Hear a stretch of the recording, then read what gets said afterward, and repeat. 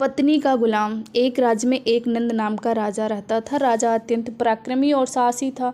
उसका राज्य चारों दिशाओं में फैला हुआ था। राजा नंद की पत्नी अत्यंत सुंदर थी, स्वभाव की बहुत ही तीखी थी। राजा नंद अपनी पत्नी को अत्यंत प्रेम करता था तथा उसके रूठ जाने पर मनाने के लिए वो कुछ भी कर सकता था। राजा नंद का एक मंत्री था जो अत्यंत विद्वान और शास्त्रों के परंपरागत था। राजा अपने मंत्री पर बहुत भरोसा करता था और शासन चलाने के लिए मंत्री की सलाह अवश्य लेता था।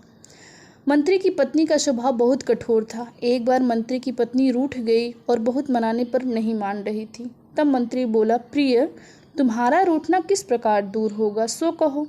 तुम कहोगी तो मैं वही कार्य करूँगा जिससे तुम प्रसन्न हो जाओ। मंत्री की पत्नी बोली, मैं तभी प्रसन्न होऊंगी जब तुम अपने बाल मुंडन करवा लोगे और मेरे पैरों पर गिरकर माफ़ी मांगोगे। मंत्री ने वैसा ही किया जैसा उसकी पत्नी बोली थी। मंत्री ने ऐसा कहकर उसे खुश कर दिया।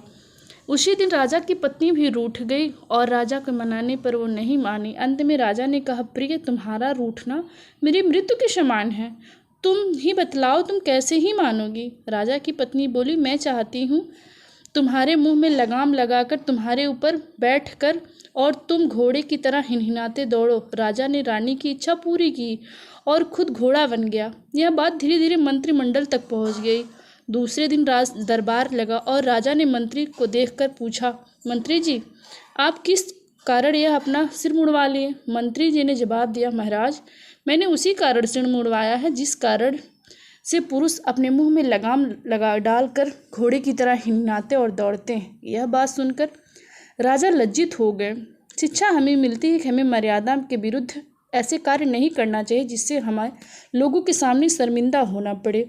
आई होप ये वीडियो आप लोगों को पसंद लगा हो तो लाइक करिएगा, चैनल पर नए हो तो सब्सक्राइब।